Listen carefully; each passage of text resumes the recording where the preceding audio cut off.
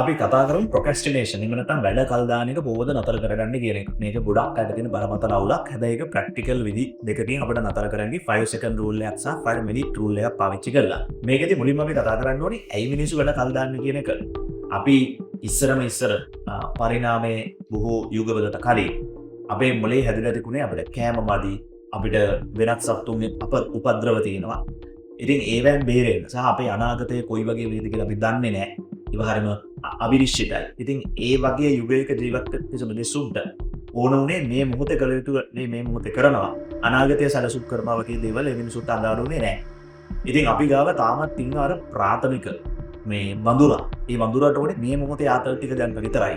මේ මොහොතේ කෑම හොයාගන්න, මේ මොහොතේ නොමරී ජීවත් වෙන්න වගේ දේවල් තමයි එයා බැලුවේ. හැබැයි අපි පරිණාමිකව අපි බුද්ධිමත් සත්තු ජාතියක් නිසා අපි පරිණාමයේ ඔස්සේ ඉස්සරහට එනකොට අපිට අනාගතය ප්ලෑන් කිරීමේ හැකියාව ලැබුණා. විශේෂයෙන් අපි ඇග්‍රිකල්චර් එහෙම නැත්නම් ගොවි යුගයට ආවට පස්සේ, කෘෂිකාර්මික යුගයට ආවට පස්සේ අපිට අනාගතය සැලසුම් කිරීමේ හැකියාව ලැබුණා. හේතුව කෑම හොයාගෙන අපිට යන්න අවශ්‍යතාව තිබුණේ නැහැ. අපි ගාව ඇතිවෙට කෑම තිබුණා. ඉතින් ඒ හරහා මිනිස්සු අනාගතය සැලසුම් කරා. අන්න එතකොට තමයි මේ අපි අතරේ මේ බුද්ධිමත් මිනිසා එළියට යන්න පටන් ගත්තේ. අර ෂණික ආතල් ලෝණ වඳුරව අපිට විසික් කරලා දාන්න සිද්ධ වුණා. හැබැයි තාම මේ ඥාන අපි හරහා පැවතෙන නිසා අපි ගාව දැන් දෙන්නෙක් සටන් කරනවා. ඇත්තටම මොලේ කොටස් දෙකක් තියෙනවා. අනාගතේ ප්ලෑන් කරන කොටස සහ ෂණික ආතල් වලට කැමති කොටස. ෂණික ආතල් වලට කැමති ප්‍රාථමික වඳුරත් අපි ගාව ඉන්නවා. අනාගතේ ප්ලෑන් කරන්න ආසාව තියෙන බුද්ධිමත් මිනිස්සුත් අපි ගාව ඉන්නවා. ඒ බොහෝ දෙනෙක්ගේ තාමත් ප්‍රබලව නැගී සිටින්නේ අර වඳුර. ඉතින් ඒ නිසා Taman 100න් ඉන්න ඕනේ. Tamanගේ ඇඟ ඇතුලේ කවුද මොලේ ඇතුලේ මුලින්ම නැගිටින්නේ කියන එක අපි දැනගන්න ඕනේ. අද ඉන්න මේ තරඟකාරී මනුස්ස ලෝකේ අපිට ෂණික ආතල් ගැනීම වීඩියෝ එකක් බලන එක වෙන්න පුළුවන්.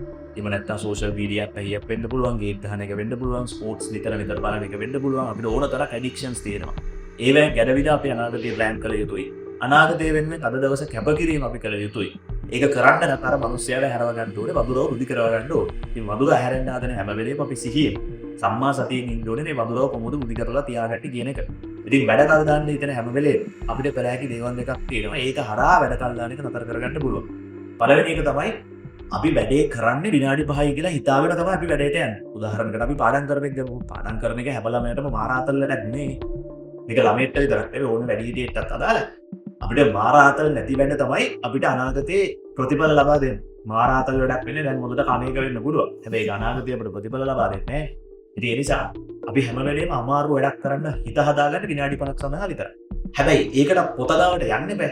ඒතොර ඒ වෙලාවෙන් අපි කරන්න ඕනේ 5 4 3 2 1 කියලා ආපස්සට ගණන් කරලා කෙලින්ම පොත දාවට යන්න ඕනේ. ඒ 5 second rule එක. වැඩ කරන්නේ විනාඩි 5ක් වැඩ කරනවා කියලා හිතාගෙනයි වැඩ කරන්න යන්නේ. හැබැයි පළවෙනි විනාඩි 5 තමයි මේකේ අමාරු. රෙසිස්ටන්ස් එක නැත්නම් ප්‍රතිරෝධය නිර්මාණය වෙන්නේ පළවෙනි විනාඩි 5 ඇතුළතදී. ඒ නිසා මේ විනාඩි 5 දරාගෙන ඉන්න පුළුවන් නම් එතනින් එහාට දීර්ඝ කාලයක් වැඩ කිරීමේ හැකියාව අපිට ලැබෙනවා. ඒ නිසා ඔය ක්‍රම දෙක යොදාගෙන තමන්ගේ procrastination එක අඩු කරගන්න උත්සාහ කරන්න අද දවස අනාගතය වෙනුවෙන් කැප කරන්න අපිට සිද්ධ වෙයි. හැබැයි ඒක පොඩ අනාගතයක් උදා කරන්න අපිට ලොකු උදව්වක් වෙයි.